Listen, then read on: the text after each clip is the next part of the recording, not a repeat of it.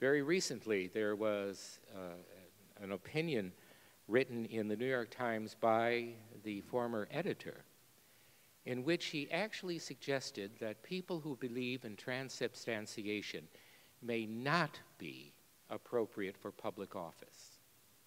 Now, can you imagine that suggestion being made 40 years? Well, of course, some of you young people couldn't imagine that. You weren't alive 40 years ago. But some of your older ones could. There is an intellectual challenge that we are asked to make. And we have to remember the words of St. Peter when he said, "Be always prepared to give an account of that hope that you have." Pope Leo XIII told Catholics, "You have nothing to be afraid of when you encounter the world about you. Because of the vast richness we have that has been won for us by previous generations, there is no challenge that is given to us that we cannot face and overcome in the power of our tradition and in the person of Jesus Christ." But what I think is so important about this new evangelization is the fact that throughout history, there has always been a renewal that has been led by individual men and women. And it is that personal incarnation of the faith that has been affected.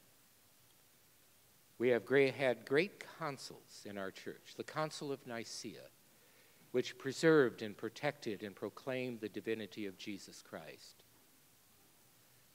But if it had not been for St. Athanasius and the Cappadocian Fathers, St. Basil and the two St. Gregories, the work of that council may very well have been lost. Think of St. Bernard of Clairvaux, who began that reform of the monastic life so essential to our faith by showing up at one of the Cistercian monasteries with himself and some 20 other friends and relatives.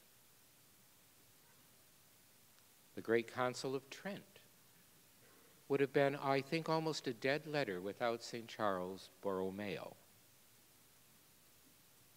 Think of St. Thomas More and St. John Fisher and the recently beatified John Henry Newman,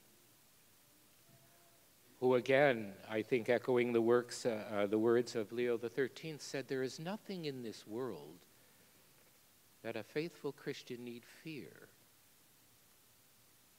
if it is faced with that sense of that deep tradition of our lives, of our church, and the presence of Jesus Christ." And John Henry Newman, who was at the cutting edge of a lot of the encounter with the modern world, with modern science, once preached a sermon to the University in Oxford, which is simply entitled, "Personal Holiness, the Appropriate Means to Propagate the Gospel." And he said that the witness of a holy person is absolutely irresistible. And therefore I find that at the heart of our new evangelization is that insistence that was present from the very beginning, that it is the witness of one who hungers for the presence of God, who finds his heart and soul fulfilled in the person of Jesus Christ, and who wishes to become a manifestation of that love of Christ in our own world. And at the heart of this, I think, are men and women who are drawn by this image, who together form a community that wishes to engage the world Now, obviously, there are some new things that we face that were not faced by the early Christians. To the early Christians, it was not that people did not believe in God. They believed in too many gods. And there was a kind of sense of what I call occult spiritualism, an almost magical sense of the world that somehow, if you only had the right words, you could control the world.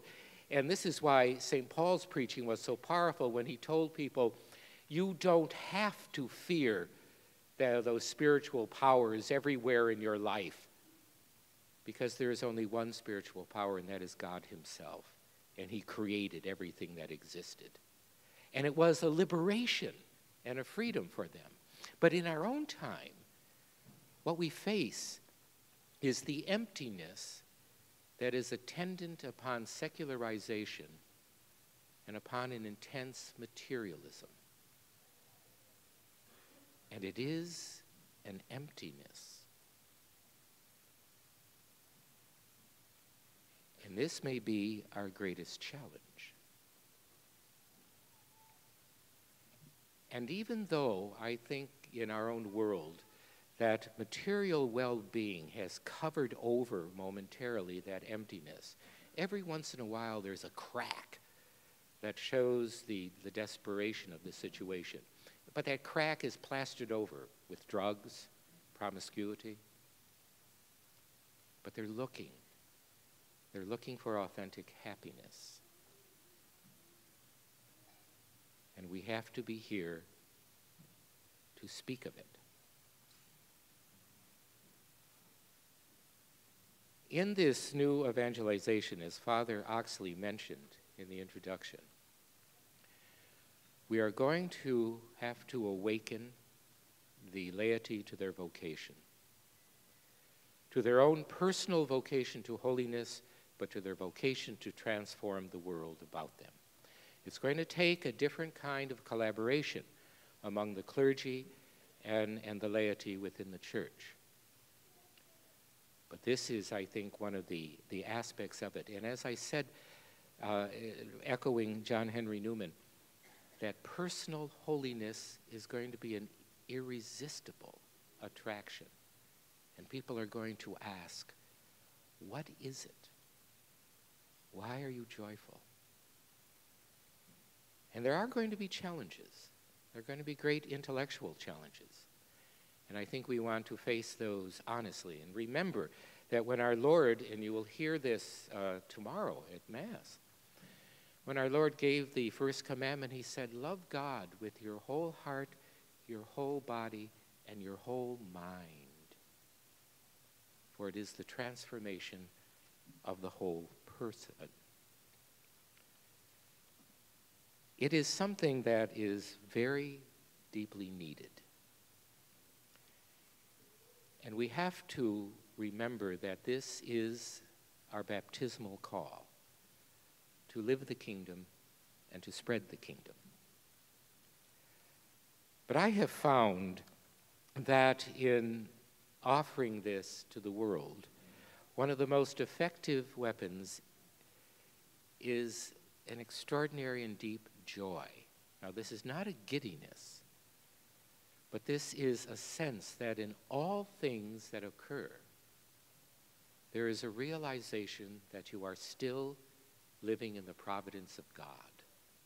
And in Jesus Christ, we have won the victory. Do not be afraid. And to realize that in the joy that we feel, in the enlightenment that we have been offered, in the life by which we have been touched,